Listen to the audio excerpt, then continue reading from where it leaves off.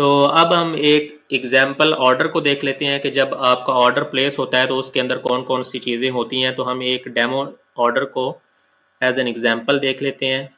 तो अभी for example ये कंप्लीटेड ऑर्डर्स हैं, तो इसमें अगर हम जाएं तो लेट्स से कि किसी एक ऑर्डर को हम एज एन एग्जांपल ले लेते हैं। लेट्स से इसी को ले लेते हैं। तो इसके अगर हम क्लिक करें तो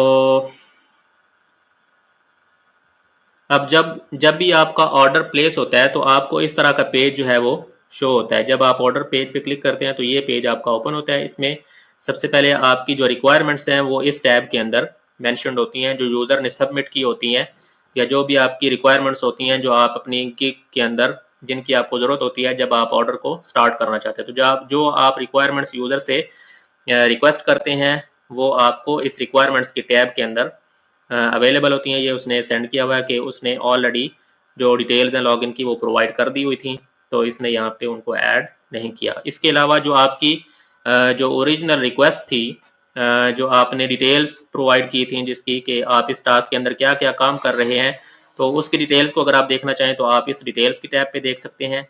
फिर जो आपकी एक्टिविटी होती है, एक्टिविटी के अंदर आपकी वो सारी कॉन्वर्सेशन हो रही होती है जो इस ऑर्डर से रिलेटेड होती है, और यहाँ पे आप यूज़र के साथ या क्लाइंट के साथ अपनी सारी कन्वर्सेशन को कर सकते हैं। और जब आप ऑर्डर को डिलीवर करते हैं तो उसकी डिलीवरी की इन्फॉर्मेशन भी आपको इस तरह से यहाँ पे शो हो रही होती है।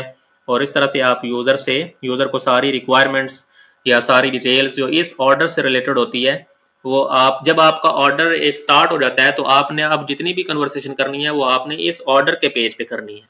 ठीक है, ऑर्डर के स्टार्ट होने के बाद आपने वो कोई और मैसेज, उसकी जो मैसेजेस वाली टैब है ना, यहाँ पे जाके मैसेजेस के अंदर आपने उसके किसी मैसेज को रिस्पॉन्ड नहीं करना जो आपके ऑर्डर से रिलेटेड है। तो ऑर्डर से रिलेटेड जितनी भी कन्वर्सेशन है उसको आपने इसी पेज के ऊपर ऐड करना है, और जो भी आप अपनी रिक्वायरमेंट्स या जो भी आप डिलीवरी सेंड कर रहे हैं वो आपने इसी पेज के ऊपर उनकी इन्फॉर्मेशन सेंड करनी है। कोई आप लिंक अगर प्रोवाइड कर रहे हैं तो आपने इसी पेज पे प्रोवाइड करना है, क्योंकि लेटर ऑन अगर आप रेजोल्यूशन सेंटर के अंदर जाते हैं या कोई इश्यूज आते हैं तो जो रिव्यू टीम होती है आपके ऑर्डर की, जो रिव्यू करने वाले होते हैं वो इसी पेज के ऊपर देखते हैं कि आपकी कॉन्वर्सेशन जो है वो किस तरह से चल रही है और आपने यूज़र को क्या क्या चीज़ें सबमिट की हैं। ठीक है, तो वो सारी चीज़ें फिर इस पेज पे वो देखते हैं। और इसके जो राइट साइड है, जो साइड बार है, इसके अंदर आपकी वो एक शॉर्ट समरी होती है आपके ऑर्डर की, जो डिटेल्स हैं वो आपको यहाँ पे अवेलेबल होती हैं। यहाँ पे आप नोट्स ऐड कर सकते हैं जो सिर्फ आपको विजिबल होते हैं। और इसी तरह अगर कोई आप रेजोल्यूशन सेंटर के अंदर जाना चाहते हैं, ऑर्डर से रिलेटेड कोई इश्यूज आ जाती हैं, आपका क्लाइंट आपसे कुछ एक्स्ट्रा डिमांड कर रहा है जो कि आपकी ओरिजिनल रिक्वायरमेंट्स के अंदर मेंशन नहीं थे, तो उस केस में आप रेजोल्यूशन सेंटर के अंदर जा सकते हैं, आप वहाँ पे अपनी रिक्वेस्ट सेंड कर सकते हैं। तो उसमें क्या होगा कि वो जो फाइबर की टीम है वो आपकी इन सारी एक्टिविटीज़ को ट्रैक करेगी। उसमें वो ये चेक करेंगे कि अगर आपका पॉइंट वैलिड है तो आपको पेमेंट वो रिलीज़ कर देंगे, और अगर वो समझेंगे कि जो क्लाइंट है वो अपने पॉइंट में वैलिड है तो उस केस में वो ऑर्डर को कैंसिल भी कर सकते हैं। तो रेजोल्यूशन सेंटर के अंदर बहुत कम दफ़ा ऐसा होता है कि कोई क्लाइंट जाए या आप जाएं, ऐसा यूजुअली नहीं होता, लेकिन एक्सट्रीम केस में अगर आपको जाना पड़े तो उस केस में आप इस ऑप्शन को इस्तेमाल कर सकते हैं। और अगर आप ओवरऑल अपनी जो परफॉर्मेंस है उसको अगर आप देखना चाहें तो आप एनालिटिक्स के टैब के अंदर जा सकते हैं। तो एनालिटिक्स के अंदर जब आप जाएंगे तो यहाँ पे आपको ओवरऑल अपनी जितनी भी अर्निंग्स हैं या जो स्टैटिस्टिक्स हैं वो आपको यहाँ पे अवेलेबल होते हैं। आपने कितने ऑर्डर्स कंप्लीट किए हैं, टोटल आपकी सेल्स कितनी हैं, किसी पर्टिकुलर मंथ के अंदर आपने कितनी सेल्स की हैं, और यहाँ से आप इस ड्यूरेशन को चेंज कर सकते हैं। और यहाँ पे आपको वो सारी जो डिटेल्स हैं वो शो हो जाएंगी, आपकी परफॉर्मेंस क्या रही है इस साल के अंदर, और आपका जो लेवल है। अब सेलर यूज़र के फाइवर के अंदर मुख्तलिफ सेलर लेवल्स होते हैं। जब आप स्टार्ट करते हैं तो आपका ये इनिशियल लेवल होता है, आप इस पॉइंट पे होते हैं। फिर अगर आप कुछ ऑर्डर्स कंप्लीट करते हैं और आपके कुछ रिव्यूज़ अच्छे आते हैं, कुछ रिक्वायरमेंट्स होती हैं हर लेवल की, जब आप उन रिक्वायरमेंट्स को मीट करते हैं तो आप नेक्स्ट लेवल पे मूव करते जाते हैं।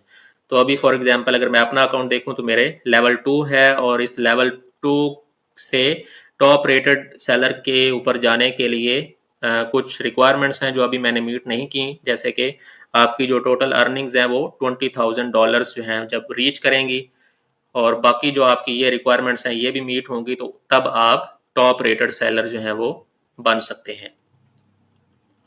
तो ये हर लेवल की मुख्तलिफ आपकी रिक्वायरमेंट्स होती हैं, जैसे जैसे आप इनको कंप्लीट करेंगे तो आप नेक्स्ट लेवल पे मूव करते जाएंगे।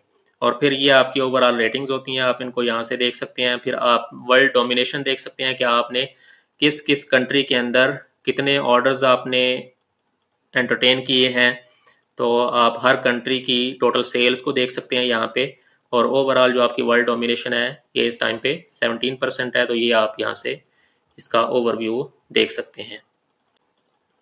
फिर जो नेक्स्ट है, जब आप कोई ऑर्डर्स कंप्लीट करते हैं और उनकी अर्निंग्स को आप देखना चाहें तो आप अर्निंग्स के टैब पे क्लिक कर सकते हैं।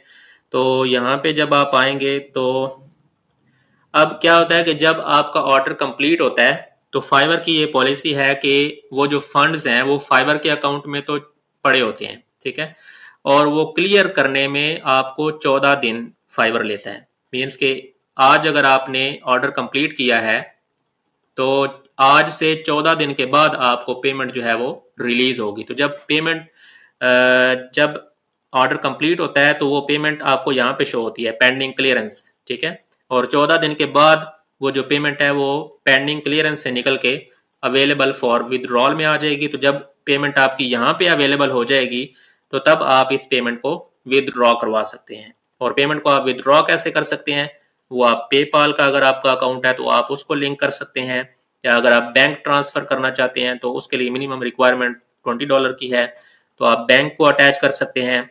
या अगर आप फाइवर रेवेन्यू कार्ड, ये अगर आपका पेओनियर का अकाउंट हो तो पेओनियर के अकाउंट जब आप क्रिएट करते हैं तो आपको वहाँ पे कार्ड भी रिसीव हो जाता है, एटीएम कार्ड। तो आप पेओनियर के अकाउंट को भी इसके साथ लिंक कर सकते हैं और फिर उससे आप अपनी पेमेंट्स को विदड्रॉ कर सकते हैं। और अगर आप पाकिस्तान में हैं तो आप पेमेंट जो पेओनियर है तो पेओनियर से आप पेमेंट जब आप यहाँ से ट्रांसफर करेंगे पेओनियर के अकाउंट के अंदर, तो पेओनियर के अकाउंट को आगे आप लिंक कर सकते हैं अपने जैज़ कैश के साथ या HBL के अकाउंट के साथ। तो फिर पेओनियर से आप विदड्रॉ कर लेंगे अपने HBL के अकाउंट के अंदर, पेमेंट विदड्रॉ कर सकते हैं, या उसको आप जैज़ कैश के जरिए विदड्रॉ करवा सकते हैं। तो पेओनियर का अकाउंट अगर आपका नहीं है और अगर आप पेओनियर का अकाउंट बनाना चाहते हैं तो सिंपली आप उसकी वेबसाइट पे जाएंगे। तो ये पेओनियर की वेबसाइट है payoneer.com। आप इस वेबसाइट पे जाके सिंपल अपना गेट स्टार्टेड पे क्लिक करके तो अपना अकाउंट बना सकते हैं। जिस तरह आप किसी भी नॉर्मल वेबसाइट के ऊपर अपना अकाउंट बनाते हैं उसी तरह से आप अपनी ईमेल आईडी के जरिए इस पे अकाउंट बना सकते हैं। और जब आपका अकाउंट एक्टिवेट हो जाएगा तो फिर उस अकाउंट को आप इस बटन पे क्लिक करके तो आप अपने पेओनियर के अकाउंट को इसके साथ लिंक कर सकते हैं। जब आप इस पे क्लिक करेंगे तो आपको रीडायरेक्ट करेगा पेओनियर पे, वहाँ पे आप अपनी लॉगिन की क्रेडेंशियल्स ऐड करेंगे तो ऑटोमेटिकली आपका जो अकाउंट है वो आपके फाइवर के अकाउंट के साथ लिंक हो जाएगा। तो फिर आप अपनी जो अर्निंग्स हैं उनको अपने पेओनियर के अकाउंट में विदड्रॉ करेंगे और फिर अपने पेओनियर के अकाउंट को आप लिंक कर सकते हैं जैज़ कैश या HBL के साथ। इसी तरह अगर आप किसी और कंट्री के अंदर हैं तो उससे रिलेटेड अगर आप अपने ऑप्शंस को अगर आप पेओनियर के साथ लिंक करना चाहें तो वो आप फर्दर उसको एक्सप्लोर कर सकते हैं कि कौन कौन सी ऑप्शंस आपके कंट्री के अंदर अवेलेबल हैं। और इसी तरह अगर आपका पेपाल का अकाउंट है जो कि पाकिस्तान के अंदर तो पेपाल अलाउड नहीं है, आप पेपाल पाकिस्तान के अंदर अकाउंट नहीं बना सकते। तो अगर आप किसी और कंट्री से हैं और आपके कंट्री में पेपाल का अकाउंट अवेलेबल है तो आप इस ऑप्शन पे क्लिक करके तो अपने पेपाल अकाउंट को लिंक कर सकते हैं। अभी ये ऑप्शंस डिसेबल क्यों हैं, इस वजह से क्योंकि अभी आपके पास कोई पेमेंट अवेलेबल नहीं है विदड्रॉल के लिए। तो जब आपकी पेमेंट अवेलेबल हो जाएगी तो तब आपके ये ऑप्शंस भी एक्टिव हो जाएंगे और आप इनको इस्तेमाल कर सकते हैं।